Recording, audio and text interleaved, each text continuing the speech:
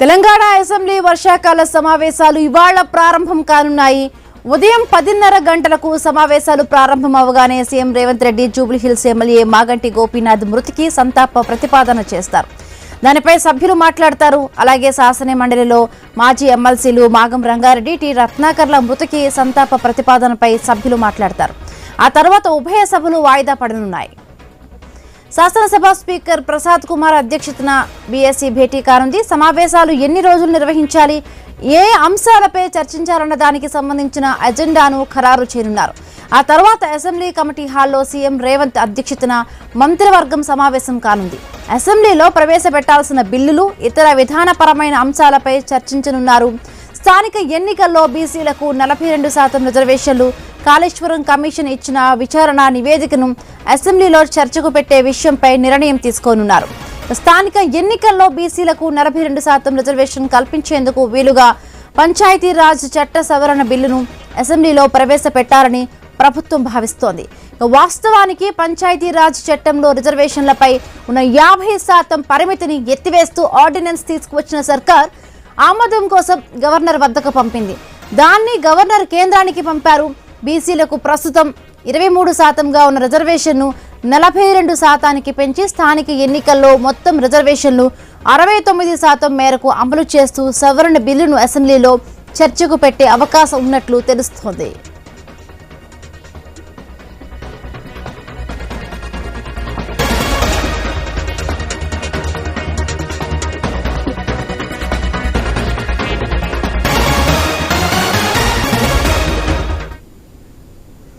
అలాగే బీసీ రిజర్వేషన్లు, కాళేశ్వరంపై కమిషన్ విచారణ నివేదికలపై అసెంబ్లీలో చర్చ జరిగే అవకాశం ఉన్నందున ఈ సమావేశాలు వాడివేడిగా జరగనున్నాయి.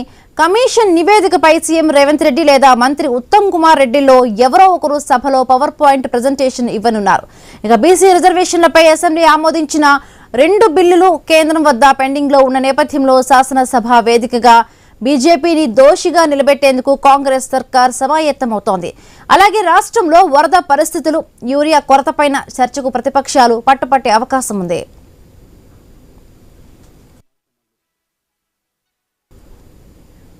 ఇక తెలంగాణ వర్షాకాల సమావేశాలు నేడే ప్రారంభం కాబోతున్నాయి. ఉదయం 10:30కు ఈ సమావేశాలు ప్రారంభం కాబోతున్నాయి. రైట్, మరిన్ని పూర్తి అప్డేట్స్ మా కరెస్పాండెంట్ ఏవే స్వామి అందిస్తారు. స్వామి.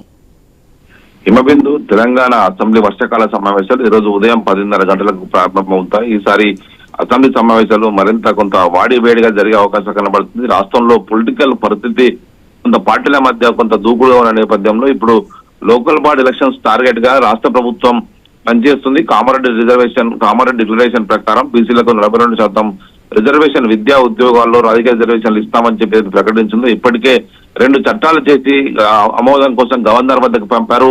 రాష్ట్రంలో కులగణను పూర్తి చేశారు. అయినప్పటికీ కూడా కేంద్రం వద్ద వీటిపైన రాజ్యాంగబద్ధమైనటువంటి అంశాలపైన ఒకవైపు వాటిని పెండింగ్ లో ఉండిపోయాయి. రాష్ట్రపతి వద్ద అవి పెండింగ్ లో ఉన్నాయి.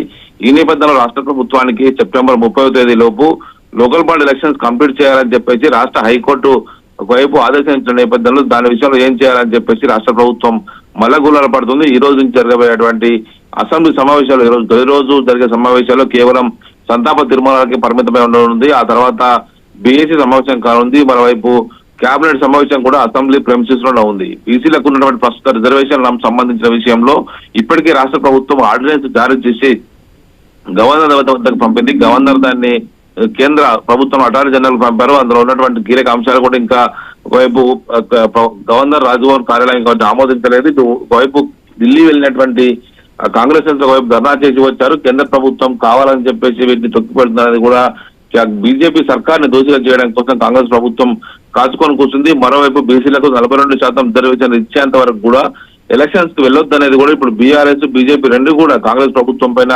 తీవ్రమైన ఒత్తిడి పెంచుతున్నాయి. ఈ అసెంబ్లీ సమావేశాల తర్వాత ఏదో ఒక నిర్ణయం తీసుకొని ఎలక్షన్స్ వెళ్ళడం కోసం ప్రభుత్వం సమాయత్తం అవుతున్నట్టుగా మనకు అర్థమవుతుంది.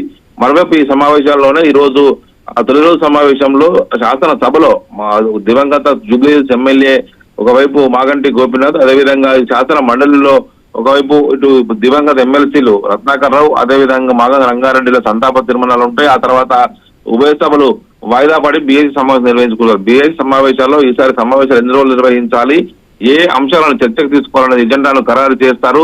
ఒకవైపు స్పీకర్ ఛాంబర్ కార్యాలయంలో ఇటు ముఖ్యమంత్రి స్పీకర్ అధ్యక్షత జరిగేటువంటి ఈ సమావేశంలో ఈసారి సమావేశాలలో ఒకవైపు కాళేశ్వరం రిపోర్ట్ ఇచ్చింది, దాన్ని అసెంబ్లీలో ప్రవేశపెట్టి చర్చిస్తామని చెప్పేసి ప్రభుత్వం అంటుంది. మరోవైపు ఇటు బీసీ రిజర్వేషన్ సంబంధించినటువంటి సీలింగ్ ఎత్తివేసి 23% నుంచి 42% పెంచేటువంటి చట్ట సవరణకు సంబంధించి రిజర్వేషన్లు గతంలో ప్రభుత్వం రెండు దఫాలకు ఒకసారి రిజర్వేషన్ మార్చుకునే విధంగా చట్ట సవరణ చేశారు. దాన్ని కూడా సవరించే కోసం ప్రభుత్వం ప్రయత్నం చేస్తుంది.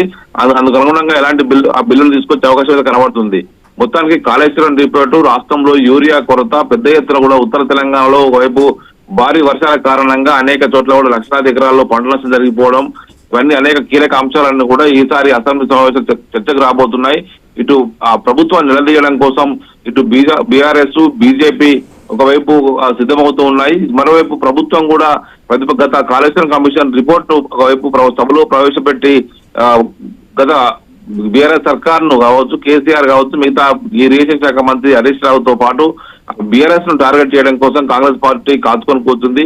ఒకవైపు రాష్ట్ర అసెంబ్లీలో కనుక పవర్ ప్లాంట్ ప్లాంటేషన్ అధికార పార్టీకి ఇస్తే కూడా మాకు కూడా అవకాశం ఇవ్వాలని చెప్పేసి నిన్ననే బీఆర్ఎస్ పార్టీ ఎమ్మెల్యేలు విప్ ఒకవైపు వివేకానంద గౌడ్ ఆధ్వర్యంలో నిన్న స్పీకర్ ను కలిసి కోరడం జరిగింది. మొత్తానికైతే ఈసారి అసెంబ్లీ సమావేశాలు గతంతో పోలిస్తే మరింత వాడివేడిగా జరిగే అవకాశం కనబడుతుంది. కేసీఆర్ అసెంబ్లీకి సమావేశాలు రావాలని చెప్పేసి కూడా అధికార పక్షం ఒకవైపు డిమాండ్ చేస్తున్నప్పుడు కూడా ఇప్పుడున్న పరిస్థితుల్లో ఆయన వస్తారు రావాలనేది కూడా కొంత సస్పెన్స్ కావాలని మొత్తానికైతే ఈ సమావేశాలు గతంతో పోలిస్తే కొంత హాట్ గా జరిగే అవకాశం అయితే కనబడుతుంది. Bindu right, thank you Swami, thanks for the updates.